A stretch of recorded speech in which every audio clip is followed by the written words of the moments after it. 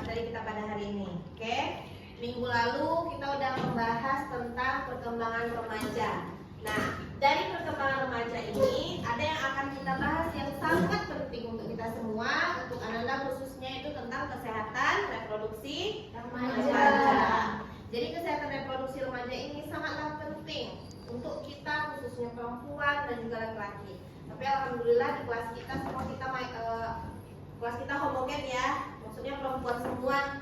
Jadi tentang kesehatan reproduksi remaja ini bisa kita bahas secara secara belak-belakan, secara frontal. Apa yang mau kalian tanya nanti kalian nggak ada malu karena di sini nggak ada yang laki-laki.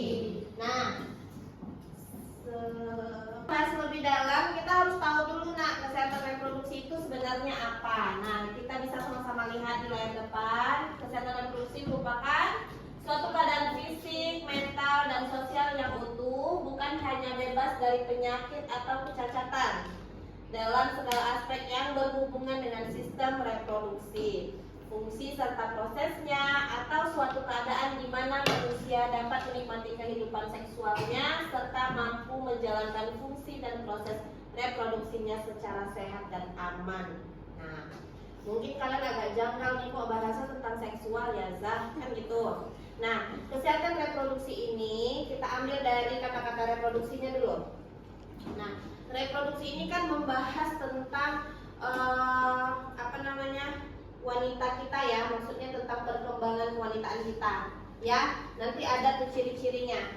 Nah, jadi kenapa dibahas tentang kesehatan? Karena semakin kesini itu semakin banyak pasien-pasien yang mengalami sakit yang berhubungan dengan reproduksinya.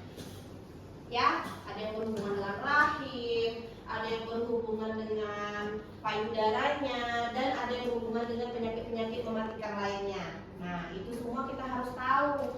Makanya kita perlu tahu tentang kesehatan reproduksi. Itu berawal dari perkembangan remaja kita, berawal dari perkembangan remaja kita. Kan kalian sekarang sedang beranjak masa remaja nih ya. Masih remaja, udah beranjak remaja atau masih anak-anak? Udah beranjak remaja. Maaf ya, udah ada yang menstruasi? Udah. Ada yang belum? Coba yang belum siapa tadi? Oke, masih ada beberapa orang. Udah ada yang mulai tumbuhkah area sensitifnya, payudaranya? Udah mulai ada remaja dan ciri-cirinya. Dari tumbuh kembang remaja ini itu ada masa remaja, kemudian ada pertumbuhan fisik remaja perempuan, pertumbuhan fisik remaja laki-laki, dan perubahan fisikis. Karena kita satu kelas ini perempuan semua, maka yang akan kita bahas adalah tentang pertumbuhan fisik remaja perempuan. Masa remaja. Masa remaja itu di dalam usia rentang awal. Kalau masa remaja awal itu usia 10 sampai 13 tahun. Yang masa remaja tengah itu 14 sampai 16 tahun. Kalau masa remaja akhir itu 17 sampai 19 tahun. Kira-kira anak ustazah di sini umurnya yang di rentang mana? Awal atau akhir? Awal ya, 10 sampai 13 tahun. Rata-rata di kelas umur berapa? 12, 12 ada? 11? Enggak, ada? Ada 11? Siapa 11? 11? 12? Oke, 13?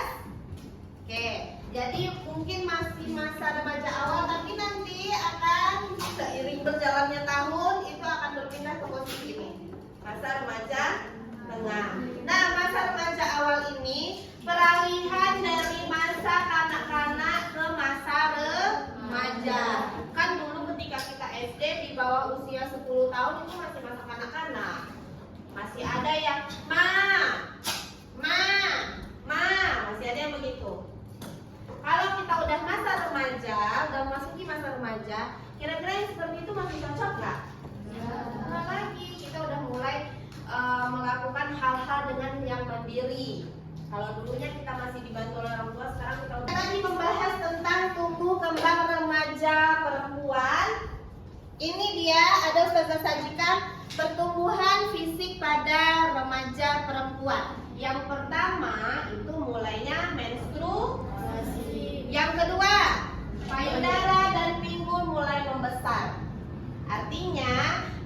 bisa membandingkan pertumbuhan kita yang sekarang dengan adik kita yang masih kanak-kanak, pasti banyak bedanya. Ya, sangatlah beda. Nah, ini sudah disajikan. Kemudian kulit dan rambut berminyak dan tumbuh jerawat. Ada yang mulai tumbuh jerawatnya? Ada. Apalagi kita sudah perubahan hormon. Ustaz sampai sekarang juga masih tumbuh jerawat. Berarti masih remaja ya? Remaja tua. Nah, kita mengalami yang namanya perubahan hormon. Kenapa kulit dan rambut berminyak kemudian tumbuh jerawat itu berpengaruh pada hormon kita. Nah, ilustrasi tentang menstruasi coba dilihat sama-sama dulu supaya kalian lebih paham. Supaya lebih paham gimana siklus menstruasi itu sebenarnya. Semoga generasi selanjutnya bisa ketemu jodohnya. Gak ada yang membuangi sel telur. Kadar progesteron juga udah turun. Udah waktunya nyiapin fase menstruasi.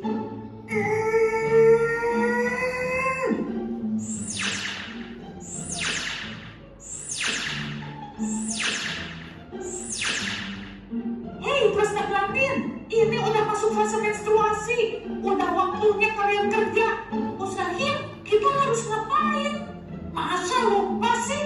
Bukan lupa Bos Rahim. Biar Bos Rahim bisa ngejelasin tugas kita waktu menstruasi. Jadi penonton bisa tahu.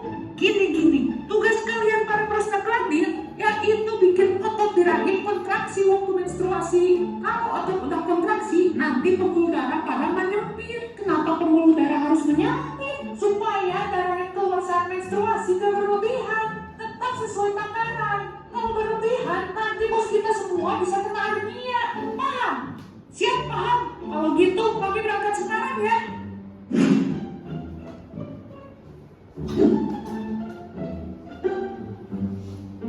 Wahai para otot rahim, berkontraksilah kalian. Rahim ya, tuh ada tuh. Di jejaknya otot dan pembuluh darah.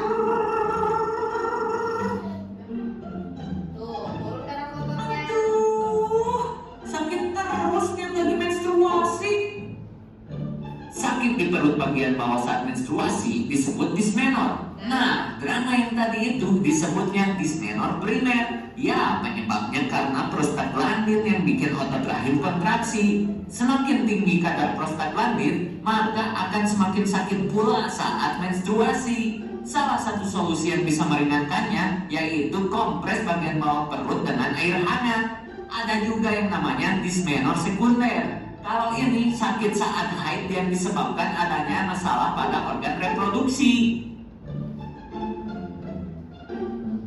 Tuh, disclaimer, ilustrasi dalam video ini bertujuan untuk supaya kalian lebih paham. Begitulah siklus kita ketika kita menstruasi. Ada nggak yang ketika haid atau mau haid tuh sakit perut atau sakit pinggang?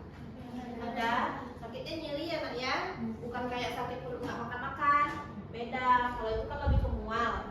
Nah, kenapa kita sakit perut itu tadi sudah dijelaskan. Ada hormon yang bekerja, ada otot rahim yang bekerja dan juga pembuluh darah yang menyempit. Dan karena kita membahas tentang kesehatan reproduksi wanita, tadi kita sudah membahas tentang salah satunya yaitu menstruasi. Kita membahas tentang bagaimana sih menjaga kesehatan reproduksi wanita. Nah, yang pertama, bersihkan organ intim dengan benar. Jadi kalau cebok itu jangan sembarangan. Ya, ada caranya. Ada fikih wanita dibahas? Tentang toharoh? Cara posisi jongkoknya di mana ada? Belum. Tapi membahas dari mana airnya, tangannya ada dibahas? Ada? Nah, nanti ketika fikih wanita bagian bersuci, jadi bagian bersuci itu bukan hanya kita untuk mandi wajib ya nak ya. Ya, itu bisa membahas tentang bagaimana sebaiknya kita membersihkan organ wanita kita. Kalau nggak salah ustazah ya, kita yang pernah ustazah pelajari dari fikih wanita, ketika kita mau cebok itu dari depan ke belakang. Ya, artinya artinya dari organ intim kita ke bagian anus. Jangan dari anus ke depan. Masuk bakteri anus kita ke depan. Ngerti maksud Ustazah? Nah, jadi kalau ada yang salah selama ini, coba diganti kebiasaannya. Jadi ketika kita cebok itu kan cebok kanan kiri ya, jangan ke kanan. Nah, ketika kita membersihkan, misalnya siap buang air kecil nih, kita membersihkan jongkok, siram dengan air bersih, kemudian membersihkannya itu dengan tangan kiri ini dari organ intim ke belakang. Itu dia. Jangan dari belakang ke depan, salah. Karena bakteri yang ada di anus kita itu nanti akan ke depan. Nanti kalian efeknya gatal-gatal, jamuran, ya, keputihan berlebihan. Ada yang udah mulai keputihan? Nah, biasanya kalau kita perempuan yang mau menstruasi itu ada keputihan. Tapi kalau keputihan masih normal itu masih wajar. Yang saya bilang itu yang berlebihan, karena baunya udah beda, terus warnanya udah jelek, warnanya hijau-hijau ke kuningan atau coklat itu bahaya. Oke. Yang kedua, konsumsi makanan sehat. Jangan seblak ke seblak aja yang kalian konsumsi. Konsumsilah buah, sayur, lauk pauk, makanan bersih. Jangan makanan siap saji terus. Makanya kadang-kadang ustazah tuh cerewet kalau di ruang makan. Semua ustazah tuh pasti cerewet. Makan nah, ambil lauknya, ambil sayurnya. Dengan hormon, kalau misalkan kalian belum bisa mengelola yang namanya stres, itu akan meningkatkan hormon, kemudian nanti akan menimbulkan jerawat satu persatu di wajahnya. Ya, biasanya tuh udah stres sampai nggak sempet cuci muka lagi, stres mikirkan hafalan tahfiz lagi, stres mikirkan ulangan lagi, mapel ini, mapel BMR apalagi paling payah juga ujiannya. Nah, ya kan? Nah, tunggulah jerawat satu. Itu mancing.